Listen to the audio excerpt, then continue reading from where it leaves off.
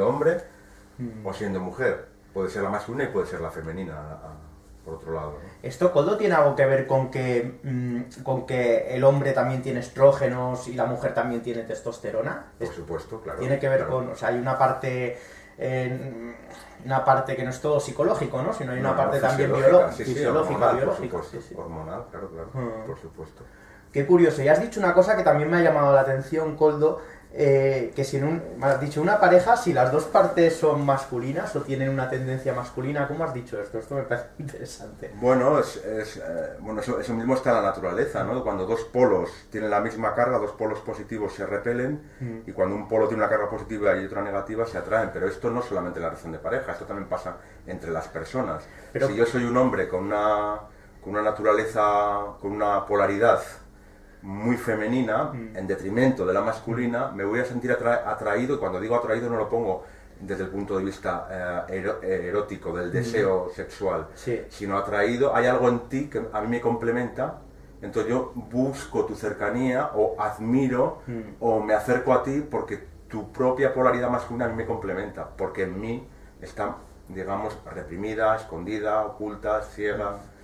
Coldo, ¿tiene alguna particularidad en común personas que tienen más presente su parte masculina o femenina? Algo que te pueda servir a ti como terapeuta, por ejemplo, o a mí como terapeuta como indicativo. Es decir, mira, personas que tienen una particularidad, femenina más resaltada, tienen siempre unos rasgos más o menos comunes, que para ti serían identificativos como terapeuta. Sí, una persona, por ejemplo, que sepa acoger, que sepa nutrir, que sepa cuidar, que tenga una facilidad de verbo con lo emocional, ¿no? Que tenga una facilidad de expresión emocional. O sea, son cualidades intrínsecamente femeninas.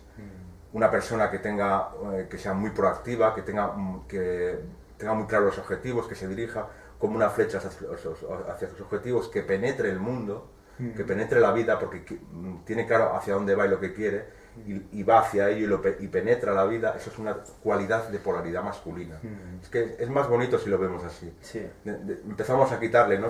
Al final son características de una energía masculina, energía femenina, y están en juego en nosotros. De hecho, tú puedes tener una polaridad más masculina como hombre, y tú puedes estar con una mujer, ¿no? Que te complementa, por ejemplo, y te sientes atraído por una mujer con una cualidad evidentemente femenina. Cuando digo evidentemente, que es la que primero resalta en ella, ¿no? Y este juego también se da en las relaciones de pareja y en las amistades. Es decir, si yo como hombre, hoy por el motivo que sea, necesito sentirme recogido, abrazado, acogido, escuchado, y tú también estás, y tú no te colocas en la otra parte, ¿no? Se va a dar un desencuentro. Es decir, el hombre se puede colocar en su polaridad masculina, ¿no? O en su polaridad femenina. Entonces, si tú eres mi pareja y yo en este momento que necesito sentirme recogido, ella se va a tener que colocar en su polaridad masculina. Claro. Para que se dé el baile. Siempre tiene que estar dándose el baile entre lo masculino y lo femenino. Pero claro, eso está dentro de nosotros mismos. Entonces, claro, cuando una persona se coloca en la misma polaridad que la otra, lo que hay es un desencuentro. Ahí no hay un encuentro, no hay un encaje entre las dos polaridades. Como imanes sería, ¿no? Sería algo como así, claro. Atracción por supuesto. o incluso que se pueden repeler, que pueda haber... Por supuesto. Claro. Me resuena mucho esto que dices. El otro día cuando te entrevistábamos, Marta y yo en la radio, también me soltaste cada una. Luego en los comentarios también lo comentábamos en radio cuando hablábamos de ti en la siguiente, y es que me soltabas cada una, Coldo, que digo, hostias, es que es verdad, macho. Yo no sé si lo hacías con picardía de... No.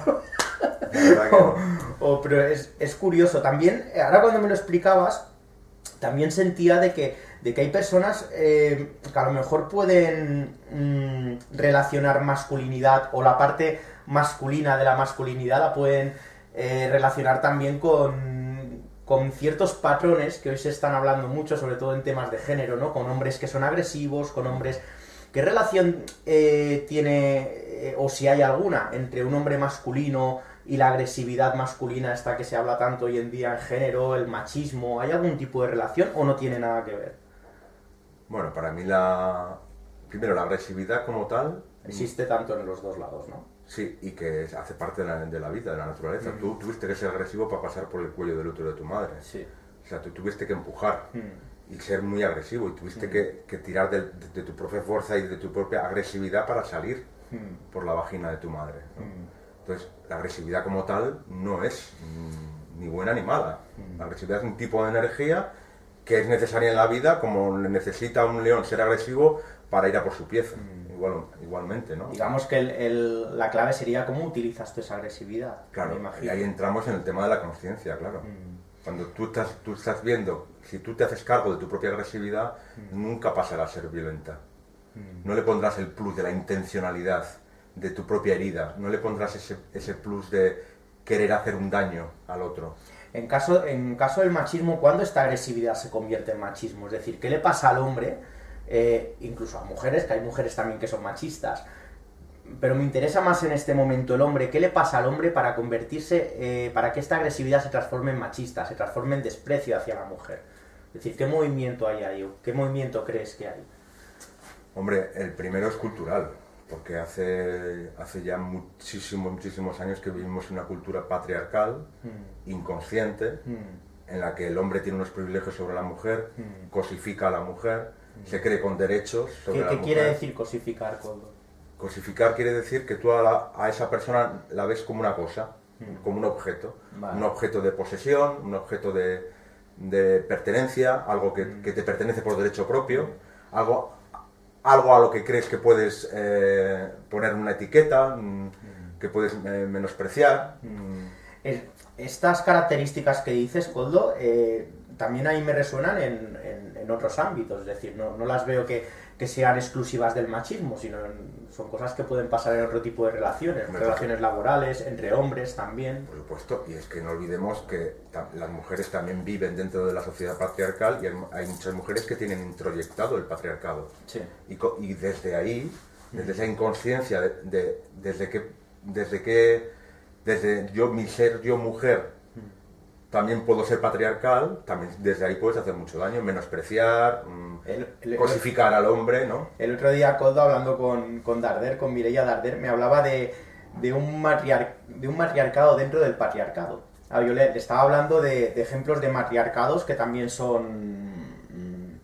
que afectan a los hijos, que afectan a la familia, la mujer que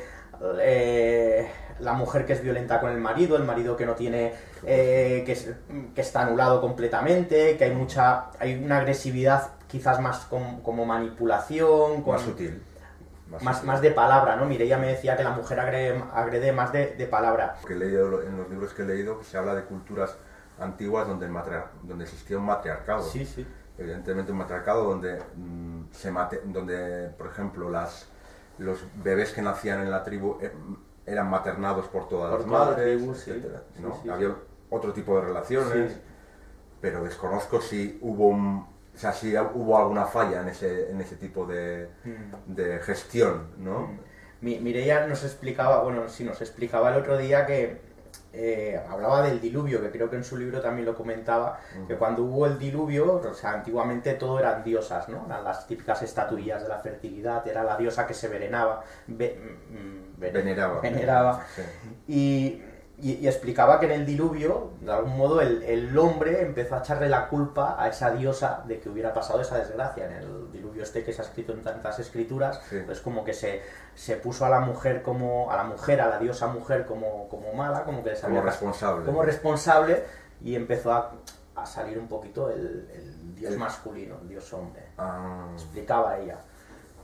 Pero es un tema Koldo, que me gustaría. Yo te recomiendo que lo mirásemos esto, ¿eh? Sí, si hablamos otro día, estaría bien. Sí, porque además este fin de semana, si tengo suerte, me voy a empezar a leer un libro muy interesante que te recomiendo, que se llama El valor de ser hombre. El valor de Benigno Morilla. Me lo apunto. Sí, es muy interesante porque además toca a la antropología, y de hecho este hombre hace referencia a cómo antes de las diosas, sí, ¿no? Antes de que a la tierra se la considerara una deidad femenina, ya se había considerado anteriormente, incluso eso, ya se la había considerado, ya tenía una deidad masculina.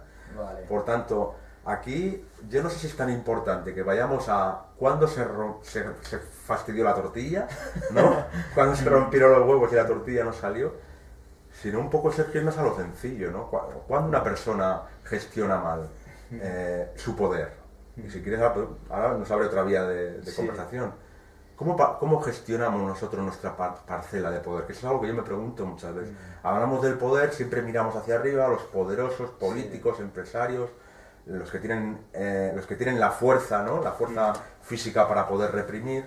Pero ¿y cómo gestionamos nuestra pequeña parcela de poder en nuestro día a día? Es decir, yo voy a una empresa en la que me tienen puteadísimo, ¿no? En la que los que gestionan el poder me reprimen, pero resulta que cuando yo llego a casa cojo toda esa rabia acumulada porque me he pasado 8 horas reprimido, ¿no? Y puteado, y lo pago con mi compañera o lo pago con mis hijos.